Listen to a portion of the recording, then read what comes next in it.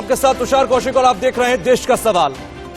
उत्तर प्रदेश की जब बात करते हैं तो योगी आदित्यनाथ सरकार का एक फैसला आजकल चर्चाओं में है। गैर मान्यता प्राप्त मदरसों का सर्वे कराने का जो उनका फैसला है, उसके खिलाफ दिल्ली में जमीयत उलेमाए हिंद के अध्यक्ष मौलाना महमूद मदनी की अगुवाई में बैठक हुई। इस बैठक में यूपी के तमाम जिलों के मदरसों के हेडमास्टर मौजूद रहे। मौलाना मदनी ने कहा कि सरकार का फैसला मंजूर नहीं है और सरकार उनसे बात करना चाहिए।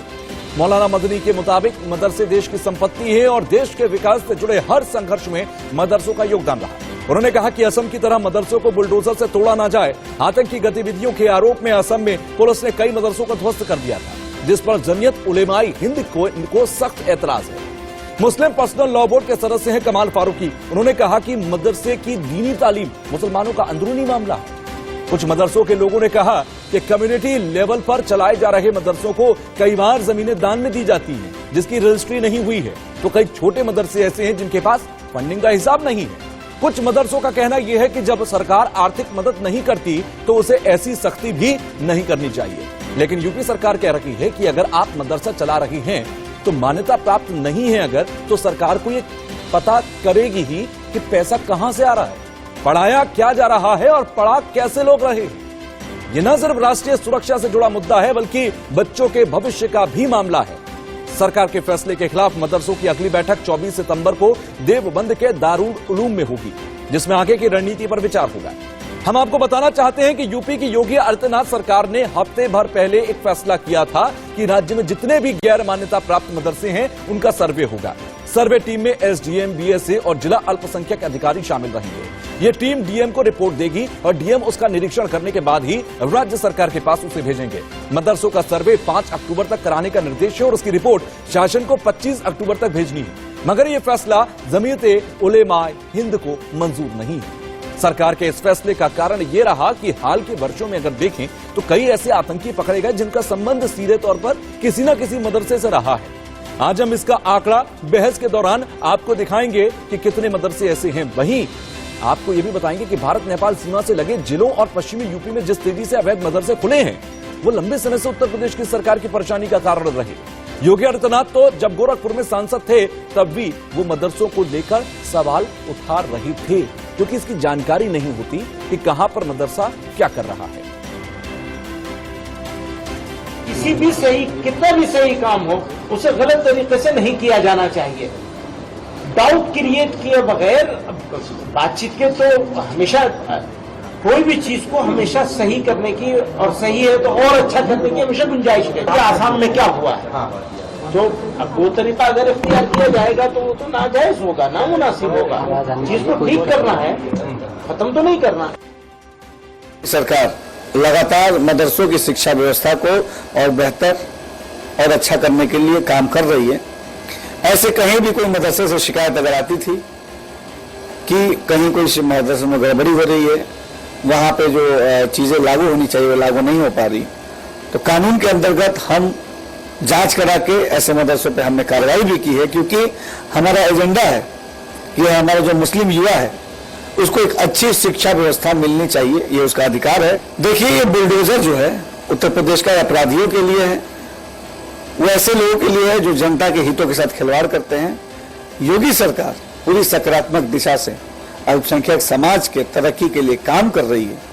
हम सबके साथ संवाद करके सबकी बेहतरी के रास्ते सुनिश्चित कर रहे हैं और हम पूरी ईमानदारी से धरातल पर अपने युवाओं के लिए, अपने महिलाओं के लिए, अल्पसंख्यक समाज के तरक्की के लिए काम कर रहे हैं।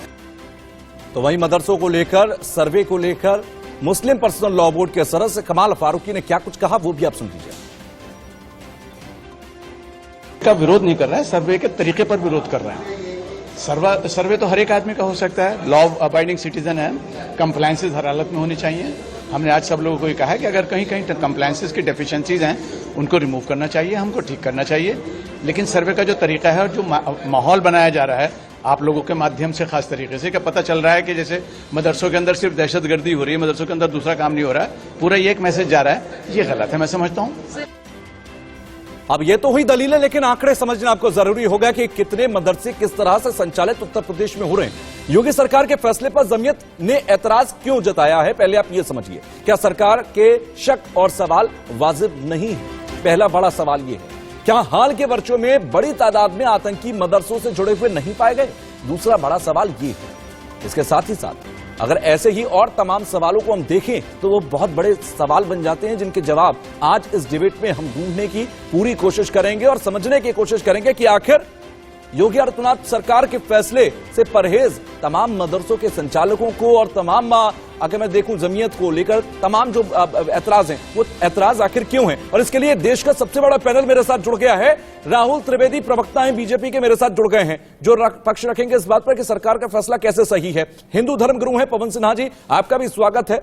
तारिक अहमद लारी हैं, नेता हैं समाजवादी पार्टी के, मेरे साथ जुड़ गए हैं। मौलाना शहाबुद्दीन रिजवी प्रचारक दरगाह आला हजरत से, वो मेरे साथ जुड़ गए हैं। आप चारों का बहुत बहुत स्वागत है। सबसे पहले मैं मौलाना साहब के पास आ रहा हूं। मौलाना साहब, देश के अंदर कई मदरसे ऐसे मिले हैं और खासकर उत्तर प्रदेश की अगर मैं बात करूं, कई मदरसों से ताल्लुकात आतंकियों के रखे जो पकड़े गए। इंटेलिजेंस ब्यूरो का मैं जिक्र करूं तो कई ऐसे इनपुट्स दिए गए जिसमें मदरसों का, अवैध मदरसों का मैं जिक्र कर रहा हूं, उनका सीधे सीधे लिंक मिला है। अब आपको यह फैसला जो सर्वे को लेकर है वो कैसा लगता है? पहले आप अपना पॉइंट रख दीजिए। देखिए, सर्वे से हमें कोई इतराज नहीं है, सर्वे करें, बिल्कुल करें। हम सर्वे करने वाले का इस्तकबाल करते हैं। हमारे मदरसे जितने भी हैं वो खुली किताब की तरह हैं और इसमें कहीं कोई भी गैर शफाफियत बात नहीं है। अगर शफाफियत के साथ में सर्वे किया जाता है, जांच की जाती है, तो इसमें कोई इतराज की बात नहीं है, हमें कोई आपत्ति नहीं है। हम उनका इस्तकबाल करते हैं, आए और हम दिखाएंगे क्या हम पढ़ाते हैं और क्या नहीं पढ़ाते हैं और किस तरीके से तालीम दी जाती है और कौन सी तालीम दी जाती है। तो जो इल्जाम लगाए जाते हैं मदरसों पे, इस सरासर इल्जाम है, भुगतान तराशी है, इसके अलावा और कुछ नहीं। हमें हुकूमत की नीयत पर शक है और कोई बात नहीं। नहीं, हुकूमत की नीयत पर शक है जब आप ये कहते हैं तो इसका मतलब ये है आप सर्वे पर भी सवाल उठाते हैं। आप ये कहते हैं कि हुकूमत अगर सर्वे करवाना चाह रही है तो उसके पीछे कोई बदनीयती हो सकती है, क्योंकि असम का लगातार जिक्र तमाम मौलाना कर रहे हैं, तमाम जिम्मेदार लोग कर रहे हैं। वो ये कहते हैं कि जैसे असम में मदरसे गिरा दिए गए वैसे यहां पर भी कार्रवाई ना हो। मुझे यह सवाल करना है आपसे कि अगर कोई अवैध है, अगर कोई गलत नियत के साथ मदरसे चल रहा है, वहां पर पढ़ाने वाले या पढ़ने वाले या मदरसे में आपसे ताल्लुकात रखने वाले लोग देश की सुरक्षा के खिलाफत में हैं, तो क्या आपको नहीं लगता कि उस मदरसे को गिरा देना चाहिए? बिल्कुल, देखिए, अगर देश के खिलाफ कहीं भी अगर कोई गतिविधि चल रही है, सरगर्मियां हैं, चाहे मदरसा हो या स्कूल हो या कॉलेज हो या सरस्वती मंदिर हो या संस्कृत की पाठशालाएं हो, कोई भी संस्था हो, उसके खिलाफ कार्रवाई होना चाहिए, जांच होना चाहिए और जो लोग भी इसमें मुलविस पाए जाएं उनको कतरे किरदार तक पहुंचाना चाहिए, जेल की सलाखों में भेजना चाहिए। इसमें मुल्क के तहफ्फुज में और इसके विकार में कोई भी बहुत बेहतर मुझे लगा मौलाना साहब कि आपने खुलेआम ये कहा कि जो भी गलत चल रहा है, गलत नियत से चल रहा है मदरसा, उसे गिरा देना चाहिए या फिर उस पर कार्रवाई करनी चाहिए। इस बात का मैं बहुत स्वागत करता हूं क्योंकि आपने शुरुआत में ये बात कही है, बहुत महत्वपूर्ण है। मैं समाजवादी पार्टी के साथी है मेरे साथ राहुल जी। राहुल साहब, सरकार के फैसले को आप कैसा देखते हैं? जी माफ कीजिए, मैं राहुल त्रिवेदी भारतीय जनता पार्टी से हूं। मैं माफी चाहूंगा राहुल जी, मैं माफी चाहूंगा। तारिक साहब से मेरा सवाल था। जी, क्या आप सवाल पूछिएगा?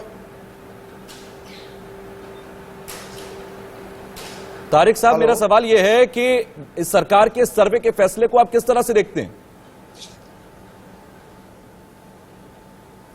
भाई, इस पे तो पहले भी डिस्कशन हो चुका है। सर्वे कर रहे हैं, करें, अभी कोई ठोस नतीजा तो आया नहीं।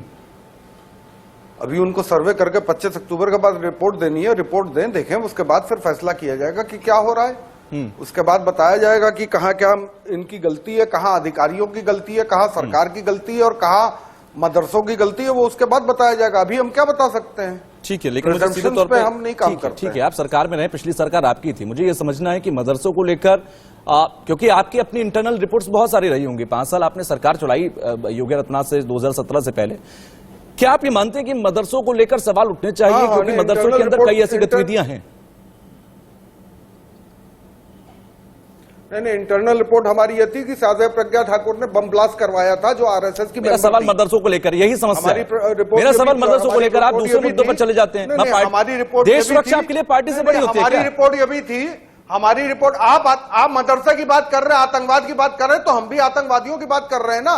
कर्नल पुरोहित की भी बात कर रहे हैं, जो इंडियन आर्मी का कर्नल था, उस समय प्रेजेंट कर्नल था, हम उसकी भी बात कर रहे हैं, जिसने आरडीएक्स सप्लाई किया था प्रज्ञा ठाकुर को, जिसने प्रज्ञा ठाकुर की गाड़ी का इस्तेमाल हुआ था, जोशी जो आरएसएस का न्याय प्रक्रिया के तहत कार्रवाई नहीं हुई उस मामले पर, जो उनका मेंबर है, उसकी भी बात कर रहे हैं। ठीक है, क्या चीज? क्या न्याय प्रक्रिया के तहत कार्रवाई नहीं हुई उस पर? क्या वो न्यायालय के सम्मत जो चीजें हैं उस पर मैं जाऊं, उससे बेहतर यह है कि आज का जो टॉपिक है उस पर हम बात करें। नहीं, बिल्कुल। और अगर आपके पास जवाब नहीं है तो आप मुझे शुरुआत में कह दीजिए कि आपको मदरसे पर बात नहीं करनी है, आपको इधर उधर की बात करनी है तो कोई बात नहीं, मैं किसी और गेस्ट के पास चला जाता हूं। बिल्कुल नहीं, मदरसे पे बात करेंगे हम, मदरसे पे नहीं, हम आतंकवाद पे बात करेंगे, हम पूरी आतंकवाद पे बात करेंगे। आप सिर्फ मदरसे पे और मुसलमान को क्यों इसमें टारगेट कर रहे हैं? जो आतंकवाद के घटना में संलिप्त है और हबीबुल इस्लाम लोकसभा में मैं आपको मैं हाल फिलहाल के पिछले 2-3 साल के अंदर जो आतंकवादी पकड़े गए और उनका जो सीधा संबंध मदरसों से रहा, उत्तर प्रदेश के पश्चिमी उत्तर प्रदेश से रहा, मैं कुछ नाम आपको गिना दे रहा हूं, लंबी लिस्ट है। हबीबुल इस्लाम मदरसा अरबिया कुरानिया जैश से संबंध रखता था। नदीम जो कि आतंकी था, सहारनपुर के से ताल्लुकात रखता था मदरसे से, आईएसआई का सदस्य था, आईएसआई के इशारे पर था। शहनवाज तेली जो कि पुलवामा हमले की जानकारी रखता था, जैश से जुड़ा हुआ था, यह दारुल उलूम देवबंद से जुड़ा हुआ था और 2013 तक के अंदर 13 आतंकी ऐसे पकड़े गए थे जो कि देवबंद से ताल्लुकात रखते थे। क्या आपको नहीं लगता कि मदरसों पर अभी भी सवाल उठने चाहिए, या आप अभी भी दूसरे मुद्दों पर चले जाएंगे? नहीं, बिल्कुल नहीं जाएंगे, बिल्कुल नहीं जाएंगे, लेकिन हम उनकी भी बात करेंगे जो सुरेश पकड़ा गया, उनकी बात करेंगे, इस पर बात नहीं करेंगे। ये क्या विषय है आपका? आईटी की टीम बीजेपी राहुल की पकड़ी गई थी, उनकी बात करेंगे, हम दूसरे मुद्दों की बात करेंगे, लेकिन आज कोई डिबेट का जो टॉपिक है उस पर बात नहीं करेंगे। नहीं, आज की डिबेट का जो टॉपिक है उस पर बात नहीं करेंगे। आप तारिक अहमद लारी पे बात करेंगे, लेकिन सुरेश नाम के व्यक्ति पर बात नहीं करेंगे। मैं सब पर बात करूंगा सर, आतंकवाद को मैं सब पर बात करूंगा। एक डिबेट का एक टॉपिक होता है, मेरी बात समझिए तारिक साहब, आप पहली बार किसी डिबेट में नहीं बैठे हैं, आप पहली बार किसी पैनल का हिस्सा नहीं है, आप पहली बार किसी पैनल का हिस्सा नहीं है। मेरी बात सुनिए तारिक साहब, मेरी बात सुनिए, एक डिबेट का एक मुद्दा होता है, उस मुद्दे पर हम लोग आसपास बात करते हैं। आतंकवादियों से मिलकर आए थे, उनसे भी तो बात करें ना। राहुल साहब काउंटर करिए। मीटिंग करके आए थे, आरएसएस में जो प्रचारक थे जाकर मीटिंग करके आए थे, हाफिज सईद से, उनकी भी बात करनी चाहिए ना। तुषार जी, सबसे बड़ी बात यह है कि ये लोग धर्म के ठेकेदार हैं और खासकर मुस्लिम धर्म के ठेकेदार हैं। ये जब जब सत्ता में आए सिर्फ उन्हें एक वोट बैंक की राजनीति की तरह इस्तेमाल किया। ये कभी भी नहीं चाहते हैं कि जो मुस्लिम के बच्चे हैं वो लोग, जैसे केंद्रीय विद्यालय में पढ़ने वाले बच्चे हैं, नवोदय विद्यालय में पढ़ने वाले बच्चे हैं, या तमाम वो सारी स्कूलें हैं जहां पे शिक्षा दी जाती है, और उससे निकलकर जो बच्चे देश के अग्रणी क्षेत्र में जाते हैं, आईआईटी, एम्स और तमाम जगह पे जब जाते हैं, वो चीज ये नहीं चाहते हैं। पहली बात, वो चाहे माननीय देश के प्रधानमंत्री माननीय मोदी जी की बात करें या उत्तर प्रदेश के मुख्यमंत्री योगी जी की बात करें, पहली बार ऐसा हुआ जो उन्होंने कहा, उस सोच को आगे बढ़ाने की ये प्रक्रिया है, सबका साथ, सबका विकास, सबका विश्वास। और ये जो सर्वे हो रहा है, ये सर्वे मदरसों की बेहतरी के लिए हो रहा है। एक शंका की स्थिति बनी रहती है, और ये मैं नहीं कह रहा, और ऐसा नहीं कि ये 2014 या 2017 के बाद से इस तरह की शंका की स्थिति बनी है कि मदरसे बड़े खुद में रहना चाहते हैं, कोई वहां जा नहीं सकता, कोई वहां पर किसी से मिल नहीं सकता, कोई उसके सर्वे नहीं कर सकता, जांच नहीं कर सकता। उस चीज को दूर करने का प्रयास है और मुख्य धारा से जोड़ने का प्रयास है। माननीय योगी जी ने कहा था कि एक हाथ में अगर कुरान होगा मदरसे में तो दूसरे हाथ में लैपटॉप भी होना चाहिए बच्चों के हाथ में। ये चीज ये सारे लोग नहीं चाहते हैं जो मुस्लिम धर्म के अपने को ठेकेदार बताते हैं, चाहे वो राजनीतिक पार्टी के लोग हों या फिर उनके धार्मिक जो उलेमा और बाकी तमाम लोग हैं, क्योंकि ये लोग हमेशा चाहते हैं कि जो युवा वर्ग है मुस्लिमों के, आप देखिए ना, लगभग 30 करोड़ जनसंख्या है मुस्लिमों की पूरे देश में। आप उनकी हिस्सेदारी देखिए, आईटी सेक्टर में उनकी क्या हिस्सेदारी है, सरकारी नौकरियों में उनकी क्या हिस्सेदारी है, और नहीं है तो क्यों नहीं है। वो भी अगर उन्हें भी वो सारी तालीम मिली होती, सारी शिक्षा मिली होती, तो वो लोग भी उस मुख्य धारा में रहते।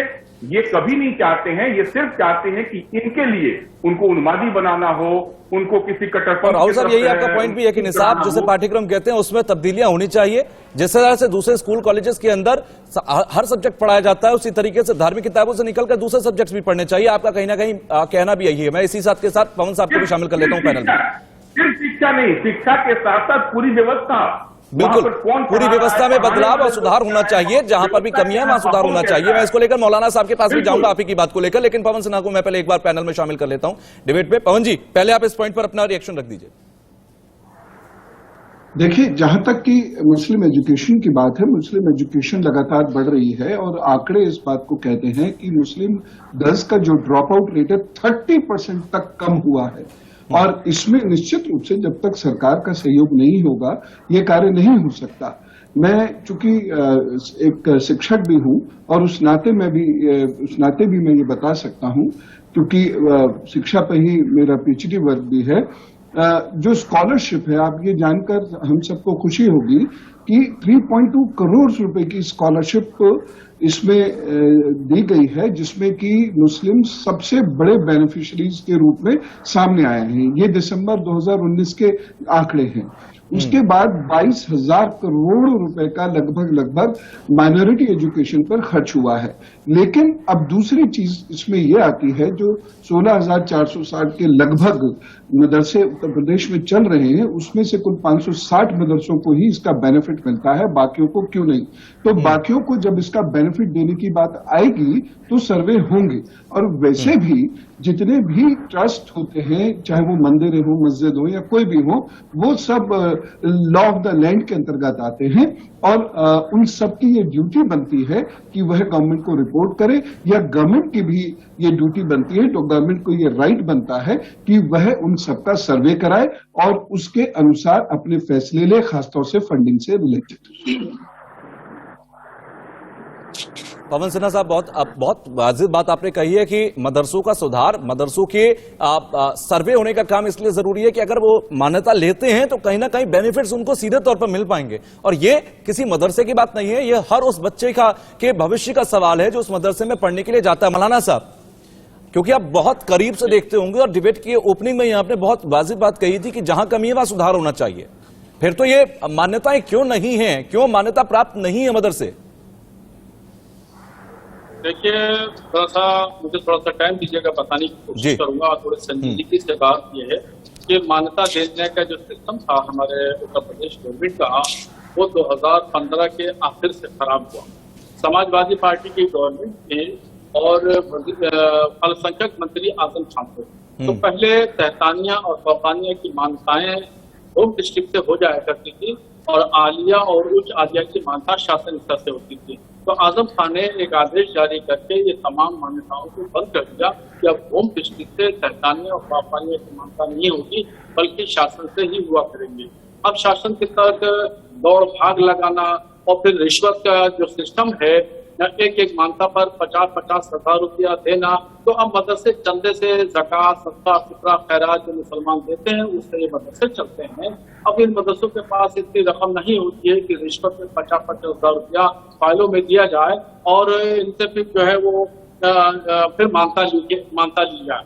अब पूरे उत्तर प्रदेश में तकरीबन 16,000 मदरसे हैं और 5,500 के लगभग अनुदानित मदरसे हैं। तो सिर्फ 550 मदरसों को गवर्नमेंट अनुदान देती है और 15,500 मदरसे गैर अनुदानित हैं, जिसमें 1 रुपया भी गवर्नमेंट नहीं देती है और बगैर किसी गवर्नमेंट की मदद के ये जी इस सिस्टम को गवर्नमेंट ने खराब किया है और वही सिस्टम अभी तक है।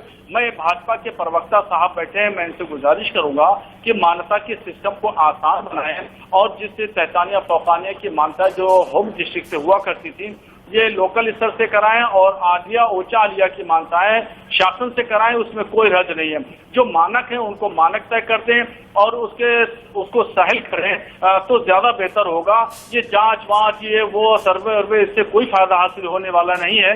अगर मान्यता के लिए जाएंगे तो आपके पास में जाएंगे तो ऑलरेडी जांच हो जाएगी, क्योंकि सोसाइटी का रजिस्ट्रेशन आपको देंगे, 3 साल का इनकम टैक्स रिटर्न देंगे, जमीन के पेपर देंगे और मदरसे की बिल्डिंग का खाका देंगे, नक्शा देंगे, नजरी नक्शा देंगे, तलबा की फहरिस्त देंगे, जितने भी मुदर्रिसीन पढ़ा रहे हैं उनकी फहरिस्त देंगे। ये तो पूरा सबसे बड़ा डाटा तो आपके पास पहुंच जाएगा। तो इसको आसान बनाइए मान्यताओं को, तो आप पास में खुद ब खुद डाटा इकट्ठा हो जाएगा और उस डाटा के बिहाफ पर अगर वाकई आपकी नीयत अच्छी है और मदरसों की तरक्की और फलाह बहबूद चाहते हैं तो जरूर करिए, हम उसका इस्तकबाल करते हैं। तो ये एक सिस्टम होगा, ये एक तरीका होगा।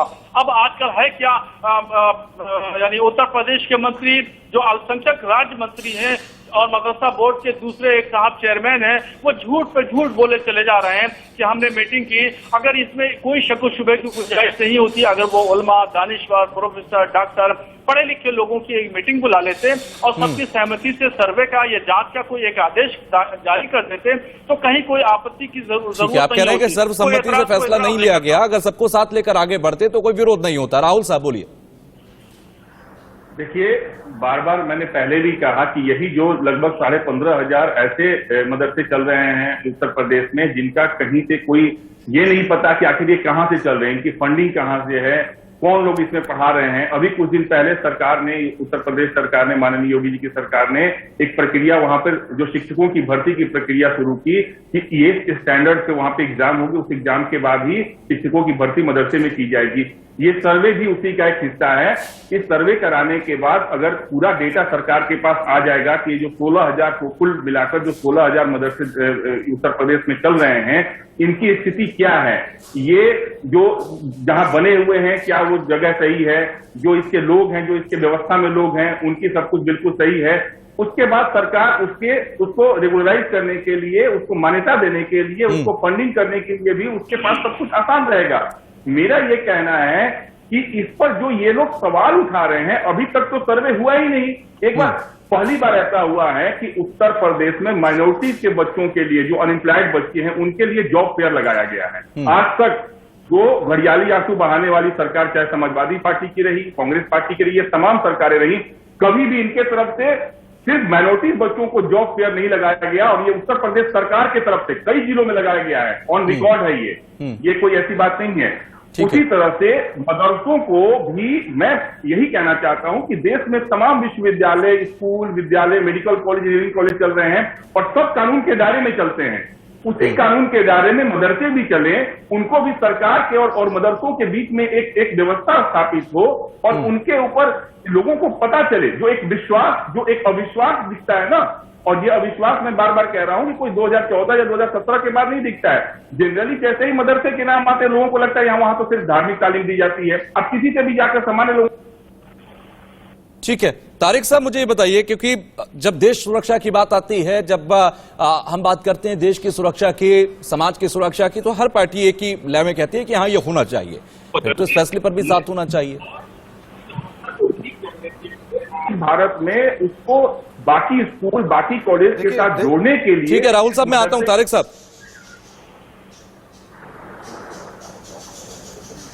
देखिए, जो आप देश सुरक्षा की बात कर रहे हैं, बिल्कुल देश की सुरक्षा के साथ कोई खिलवाड़ नहीं होना चाहिए और उस पर जो भी सख्त से सख्त कार्रवाई होनी चाहिए वो होनी चाहिए, उसमें कोई शक शुबा नहीं है जी। देश की सुरक्षा के लिए चाहे कुछ भी करना पड़े वो किया जाना चाहिए। मैं उस पर कभी भी समाजवादी पार्टी ने देश की सुरक्षा के साथ खिलवाड़ के लिए कभी काम नहीं किया है। बिल्कुल, ये इल्जाम जरूर लगाए जाते हैं क्योंकि इल्जाम लगाना इनका काम है, ये इल्जाम लगाते रहेंगे। देख लीजिए 6 साल की सरकार हो गई, लेकिन अभी भी ये कहते हैं पिछली सरकार ने, बीजेपी का काम है ये, तब अब भी हम कोई कहते हैं कि पिछली सरकार ने सब गड़बड़ किया था, तो आज भी गड़बड़ चल रहा है।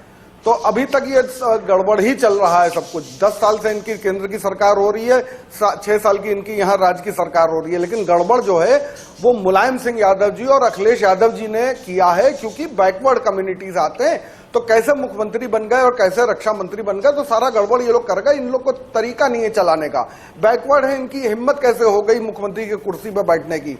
ये मुसलमान है तो ये कैसे इतना ये हो गया, ये इनकी मेंटालिटी खत्म होनी चाहिए। आप पहले हिंदू मुस्लिम का मुद्दा हटाइए, किनारे करिए। आप देश की सुरक्षा के नाम पे सिर्फ एक धर्म को टारगेट करेंगे, वो अच्छा नहीं है। आप अपना भी देखिए, मेरे पास पूरी लिस्ट मौजूद है कि कितने लोग पकड़े गए।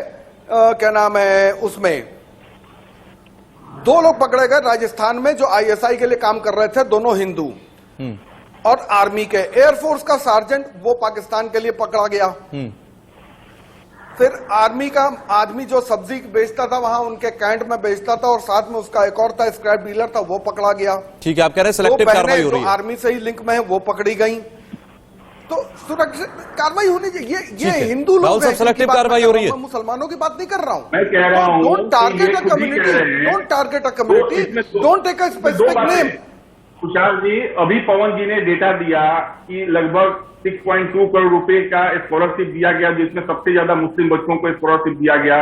लगभग 22,000 करोड़ रुपए का एक फंडिंग किया गया माइनॉरिटीज के उत्थान के लिए। ये बात डेटा तो पूरी होने मिलता है, क्यों नहीं मिलता है? जरूरी है। बात, ये आतंकवादी के नाम पर जितने नाम लिए और कहे कि ये हिंदू लोग थे, इनको यहाँ से पकड़ा गया, वहां से पकड़ा, उनको पकड़ा गया ना, सरकार की एजेंसियों ने पकड़ा ना, उनके ऊपर कानून की कार्रवाई चल रही है। ऐसा तो नहीं कि उनको पकड़ा गया। तो हम तो वही तो कह रहे हैं कि किसी धर्म को ना टारगेट करिए। आतंकवादी आतंकवादी होता है, आतंकवादी का कोई धर्म नहीं होता। मैं वही बात तो कह रहा हूँ। आतंकवादी का कोई धर्म नहीं होता। नहीं, लेकिन 90% नाम ले रहे हैं। आप तारिक अहमद लारी को टारगेट कर रहे हैं। आप तारिक अहमद लारी को टारगेट ना करिए, आप आतंकवाद को टारगेट करिए, आतंकवादी को टारगेट करिए, लेकिन तारिक अहमद लारी को या उसके धर्म को टारगेट न करिए। एक ही धर्म से क्यों आते हैं? मैं ये कहना चाहता हूं कि आतंकवाद का कोई धर्म नहीं होता। बिल्कुल सही बात है, लेकिन 90% भाईजान एक बात कह रहा हूँ, भाईजान एक बात कह रहा हूँ, विशेष धर्म से क्यों आते हैं? 90% बलात्कारी बीजेपी से क्यों होते हैं? 90% बलात्कारियों का संपर्क बीजेपी से क्यों होता है? आप बताएं। बलात्कारी बीजेपी में शामिल है क्या? हर किसी बलात्कारी का संबंध बीजेपी से क्यों होता है? हर बच्चों का बलात्कारी का संबंध भी बीजेपी से क्यों होता है? आपके मुलायम यादव कहते हैं बलात्कारियों को बचाने के लिए, आपके मुलायम यादव कहते हैं आप ही के वहां बलात्कारियों का सम्मान क्यों किया जाता है? आपके आजम बलात्कारियों का सम्मान जिनको पर बलात्कार साबित है, जिनको पर हत्या चाहूंगा कि मुद्दे पर आ जाए तो बेहतर होगा, व्यक्तिगत ना जाए। क्यों करती है? ये सब काम करती है।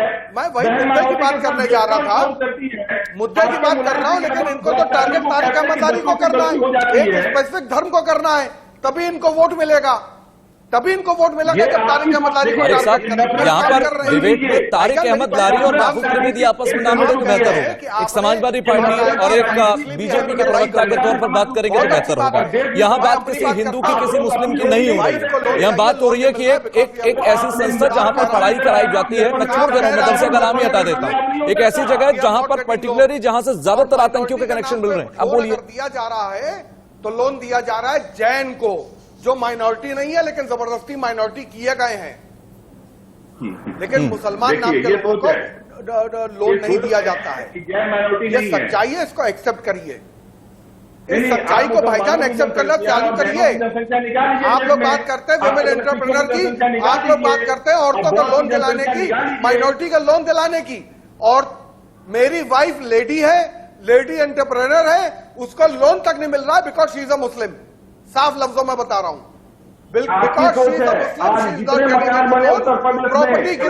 तारिक साहब, यही तो सुधार की शुरुआत है ना, कि जहां से भी आतंकी कनेक्शन एक समुदाय से जुड़े हुए मिल रहे हैं, वहां पर अगर रूट लेवल पर काम किया जाएगा, धीरे धीरे चीजें बेहतर होंगी। खैर वो मैं उस मुद्दे पर नहीं जाऊंगा, आपका जो व्यक्तिगत मामला है, क्योंकि मुझे उसकी पूरी डिटेल नहीं है कि क्या वजह है, कैसे क्यों लोन नहीं दे रही बैंक के, वो एक अलग मामला आपका व्यक्तिगत।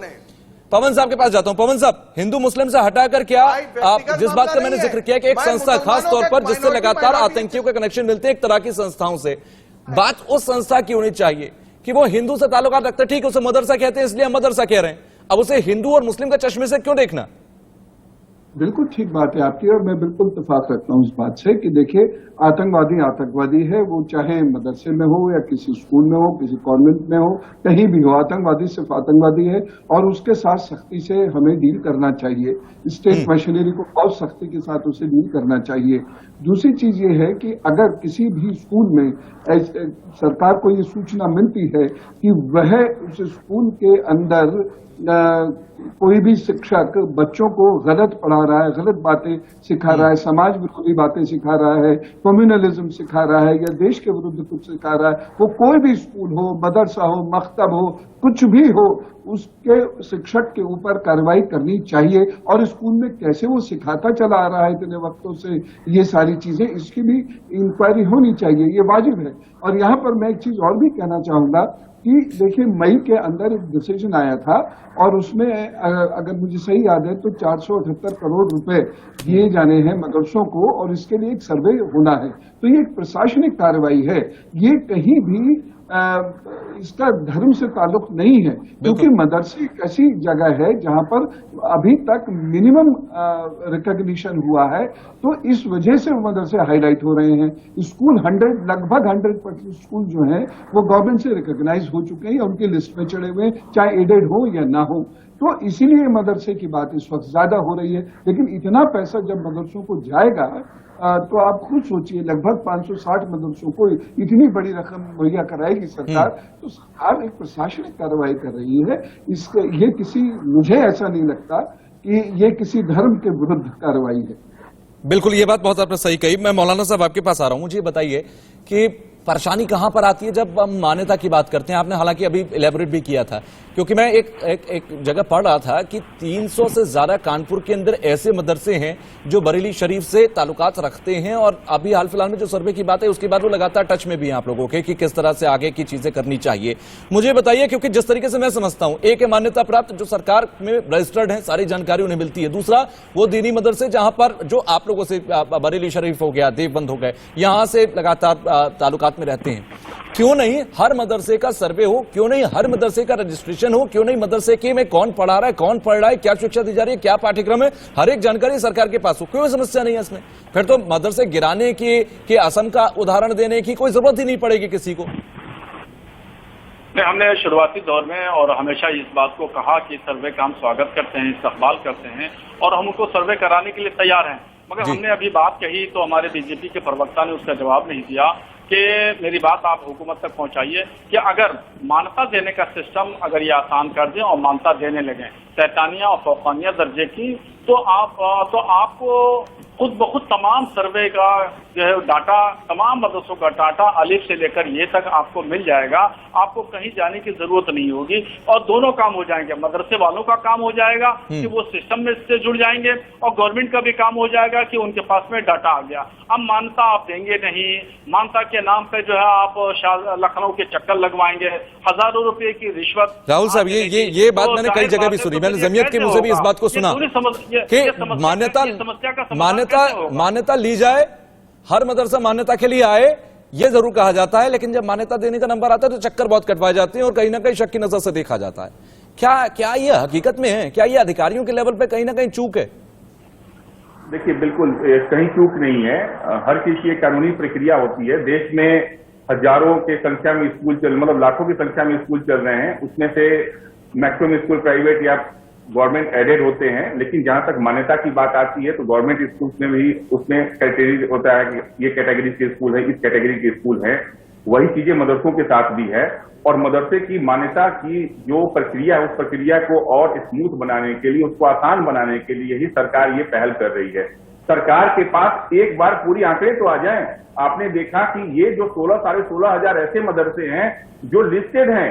इसके अलावा आप अगर हर मुहल्ले गली में चले जाएं, कहीं ना कहीं आपको कोई ना कोई मदरसा मिल जाएगा चलते हुए, जिस मदरसे का कहीं कोई रिकॉर्ड नहीं है। अगर वो लोग उठ के चले जाएं अपनी मान्यता लेने के लिए, तो आखिर उनको कौन सी मान्यता सरकार कैसे दे पाएगी?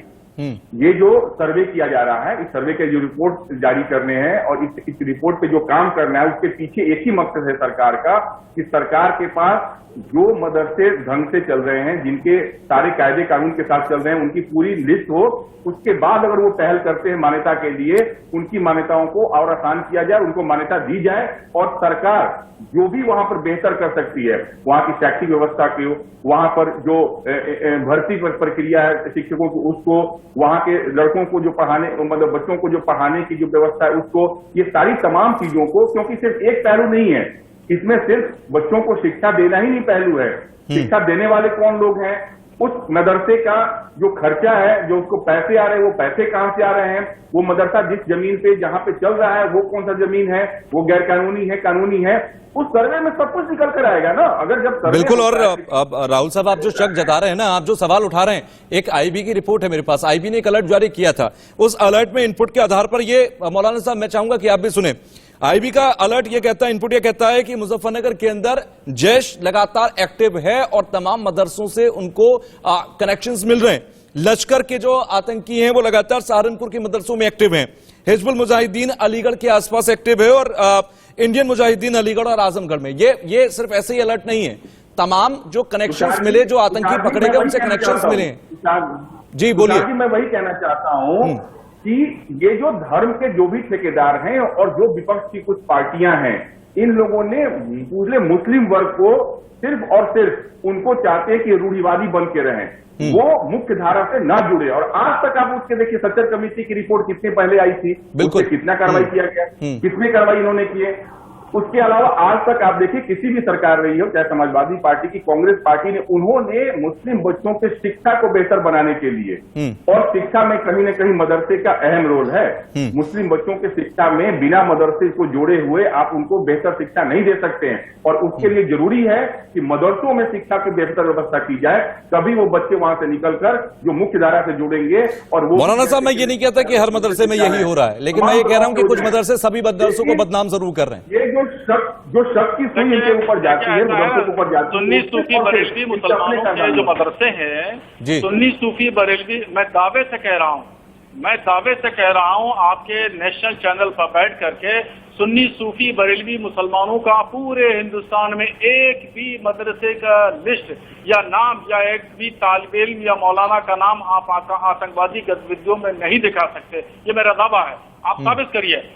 और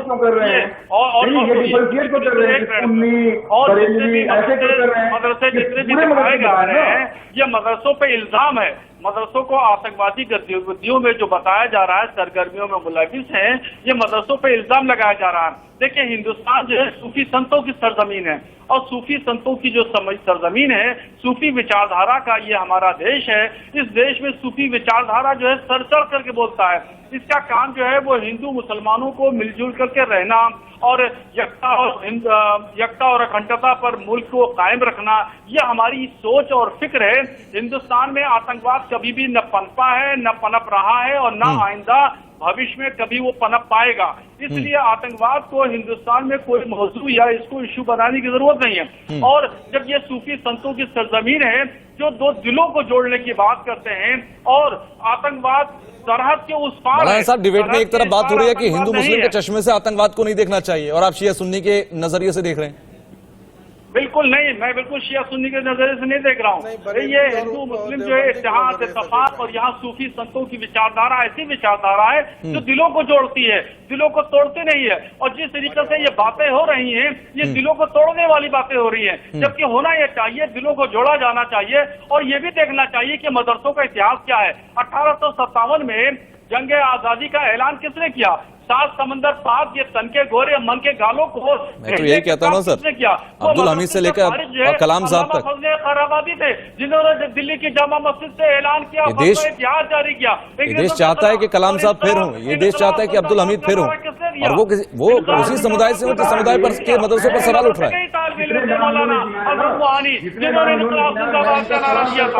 उन्होंने बहुत बेहतरी और देश के लिए काम किया, लेकिन ये भी तो बताएं कि बनारस के संकट मोचन मंदिर में जो आतंकवादी पकड़े गए और जिनके ऊपर फांसी की सजा जिनको सुनाई गई, आप मुंबई का आतंकवादी हमला देख ले, दिल्ली का हमला देख ले, तमाम जगहों पर ये कह रहे हैं कि आतंकवाद नहीं पनप रहा। ये शुक्र मनाइए पिछले 2014 से देश में बीजेपी की सरकार है, वरना दिल्ली हो, उत्तर प्रदेश हो, वहां की जो बसें चलती। अच्छा, आप ये कह रहे हैं 2014 से देश में बीजेपी की सरकार है, 2017 से उत्तर प्रदेश में बीजेपी की सरकार है।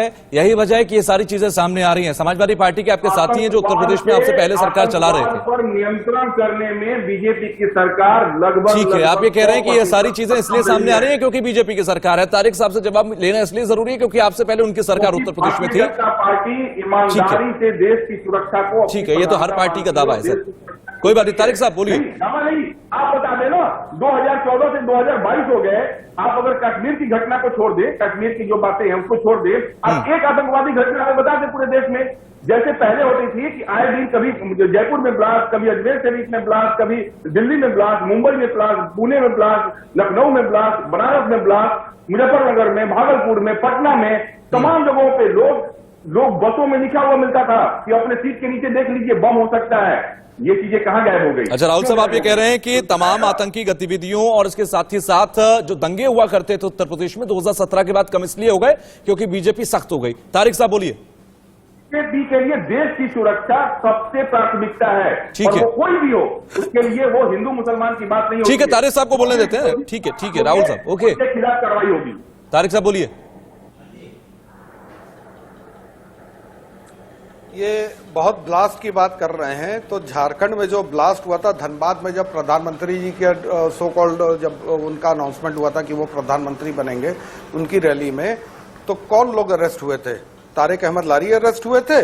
नहीं, तारिक अहमद लारी नहीं, राजू साहू अरेस्ट हुआ था।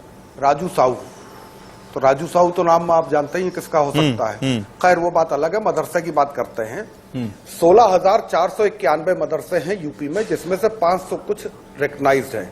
ये जो अनरिकग्नाइज्ड मदरसे हैं ये बहुत ही छोटे स्तर के हैं, जो मस्जिदों के अंदर चलते हैं, जिनको मौलाना पढ़ाते हैं। मेरे बच्चे भी जाते हैं पढ़ने के लिए उन मदरसों में, वो दीनी तालीम देते हैं। मेरे बच्चे पढ़ रहे हैं तो इंग्लिश स्कूल में भी पढ़ रहे हैं, इंग्लिश मीडियम में पढ़ रहे हैं, अपनी पढ़ाई अलग कर रहे हैं, लेकिन साथ में दीनी तालीम कर रहे हैं। लेकिन कई हमारी कम्युनिटी के 30 से 40% बच्चे ऐसे हैं जो या माँ बाप है जो दीनी तालीम ही चाहते हैं, जो और कोई तालीम चाहते नहीं, क्योंकि कुछ मौलानाओं ने, सो कॉल्ड मौलाना और सूफी संतों ने यह कह रखा है कि दूसरी तालीम हासिल करना इस्लाम में हराम है जी। सो कॉल्ड मौलाना, जो सो कॉल्ड सूफी संत नाच नाच के करते थे, उन लोगों ने समझा रखा है और ये तक कह रखा है कि इस्लाम में कुरान के मायने अगर समझोगे तो कान में तुम्हारे, जब ऊपर मर के जाओगे तो कान में तुम्हारे शीशे पिघला के डाले जाएंगे।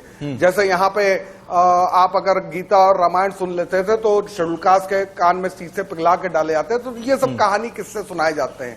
तो एक बात तो ध्यान रखिए कि कांग्रेस ने जितना मुस्लिम कम्युनिटी का नुकसान किया है उतना किसी ने नहीं किया है। हमारे भाई बार बार समाजवादी कर रहे हैं। मैं इनसे 5 साल से क्या झक मार रहे हैं क्या?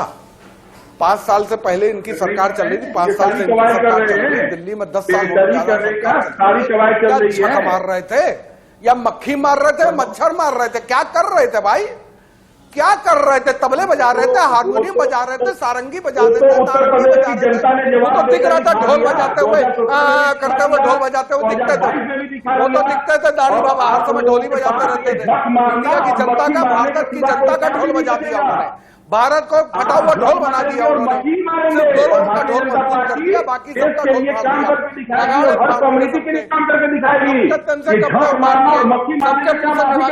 दिया। सब काम तो किया है आप लोगों ने, लेकिन कहेंगे कि समाजवादी ने किया है, समाजवादी ने ये कर दिया, समाजवादी। अरे 5 साल से बैठे थे भैया, झक मार रहे थे। 5 साल से तो सबका साथ बात कर रहे थे। तब क्या कर रहे थे? झक मार रहे थे, मक्खी मार रहे थे, मच्छी मार रहे थे, क्या कर रहे थे मेरे भाईजान?